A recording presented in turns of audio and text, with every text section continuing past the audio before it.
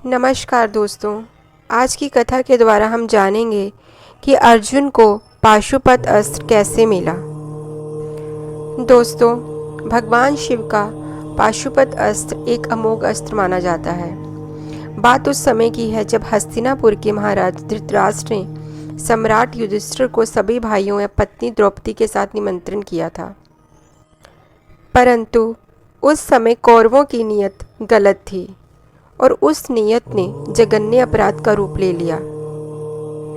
जब मामा शकुनी मायावी पासों से खेल रहे थे तो वे पासे मामा शकुनी के अनुरूप अंक लाते थे, जिस कारण युधिष्ठिर जुए में हारने लगे और कौरव इस बात का फायदा उठाने लगे।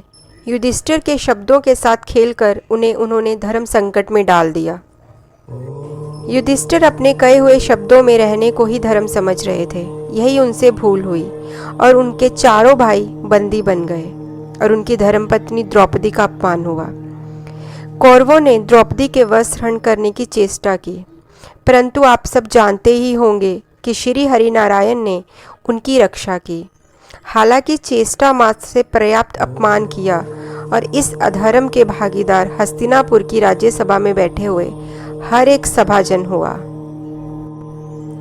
और इस दौरान सम्राट युधिष्ठिर का राजपाट दुर्योधन ने छलपूर्वक छीन लिया और हारने के दंड स्वरूप महाराज युधिष्ठिर को उनके भाइयों या पत्नी सहित 12 वर्षों का वनवास तथा 1 वर्ष का अज्ञातवास मिला।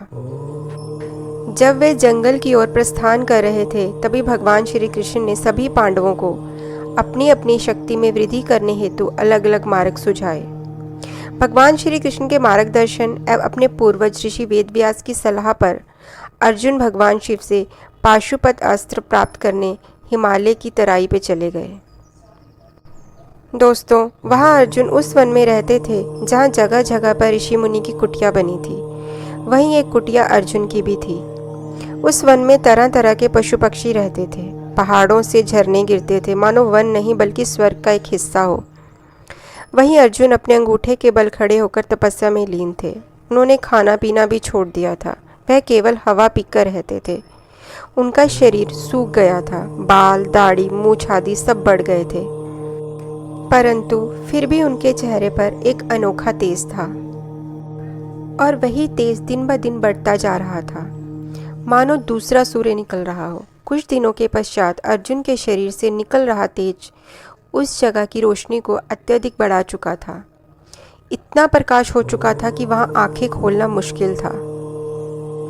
दोस्तों, इतना ही नहीं, वहाँ का तापमान भी बढ़ता जा रहा था और अब वहाँ ऋषि मुनियों के लिए रहना मुश्किल हो गया था। पशु पक्षी सभी उस प्रकाश एवं तापमान से परेशान थे। कष्ट तो उस ऊर्जा से अर्जुन को भी हो रहा था, परंतु यह कष्ट अधर्म और अन्याय के कष्ट से कहीं कम था।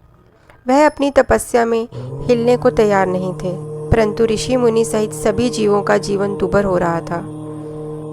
यह सब देखकर वहाँ के ऋषि मुनियों ने शिवजी की पूजा करनी शुरू कर दी और उनसे कहने लगे कि इस तपस्वी से उनकी रक्षा की जाए।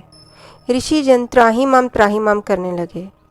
तभी उन ऋषि मुनियों के लिए एक भविष्यवाणी हुई कि हे जन, घबराइए नहीं, अर्जुन के तप से आपका अनिष्ट नहीं होगा। पांडुपुत्र अर्जुन मुझसे पाशुपत अस्त्र प्राप्त करना चाहते हैं, इसलिए इतनी कठिन तपस्या कर रहे हैं और मैं उनकी तपस्या से प्रसन्न हूँ। यह सब अति शीघ्र शांत हो जाएगा। तब ऋषि मुनियों को सब ठीक हो जाने की आस जग गई। दोस्तों, इसी के पश्चात ऋषि मुनियों के आश्रम में एक बड़े से जंगली सूअर का हमला हुआ। ऋषि मुनि, कन्याएं, बालक, वृद्ध यह सब यहाँ से भागने लगे। तभी अर्जुन को अपने क्षत्रिय धर्म का एहसास हुआ और उन्होंने अति शीघ्र उस जंगली सूअर की ओर अपने धनुष को खींचा और वह जंगली सूअर वहीं ढेर हो गया। अर्जुन के बाण के साथ ही साथ जंगली सूअर की छाती में एक और भी बाण लगा था। वह बाण एक किरात का था, जो दूर से उस जंगली सूअर का पीछा करता हुआ आ रहा था। जब किरात ने उस जंगली सूअर को मारने की बात कही, तब अर्जुन मुस्कुराते हुए बोले, इस जंगली सूअर को इतनी दूर से भेदना इतना भी आसान नहीं है किरात प्रभु, यह मेरे बाण द्वारा भेदा गया है। दोस्तों, इस पर किरात ने कहा कि आप क्षत्रिय प्रतीत होते हैं, मेरे साथ युद्ध करिए तो जानूं वास्तव में क्षत्रिय हो या नहीं, अन्यथा बड़ी बड़ी बातें तो कोई भी कर सकता है। किरत ने कहा, युद्ध कर सिद्ध करो कि इस जंगली सुअर को तुम्हारे बाणों ने भेदा है। अर्जुन ने किरात से फिर कहा, मैं अभी एक तपस्वी हूँ, ऋषि मुनियों के बीच ऐसे कार्य करना मुझे शोभा नहीं देता। परंतु हुआ क्या, देखते ही देखते किरात ने अर्जुन पर बाण चलाने शुरू कर दिए। उत्तर स्वरूप अर्जुन ने भी किरात पर कई बाण चलाए, पर उसके सभी बाण किरात के शरीर से लग कर नीचे गिर पड़े। अर्जुन समझ चुके थे कि किरात मायावी है, अन्यथा उसके बाण उसे छूकर गिर क्यों जाते हैं। अर्जुन के पास युद्ध की जितनी कलाएं थी, जितने अस्त्र शस्त्र थे, उन्होंने उसका प्रयोग किया, परंतु किरात पर कोई असर नहीं हुआ, उसे तनिक भी हानि नहीं हुई। जब दैविक अस्त्र भी किरात का कुछ नहीं बिगाड़ पाए, तब अर्जुन समझ चुके थे और अर्जुन हाथ जोड़कर अपने घुटनों पर बैठकर भाव विभोर हो बोले, हे महादेव, आपके सामने क्या शौर्य, क्या धनुविद्या, क्या दैविक अस्त्र शस्त्र और क्या मेरा कुल और वर्ण। मुझसे भूल हुई प्रभु, मुझे क्षमा करें, मैं आपको पहचान नहीं पाया।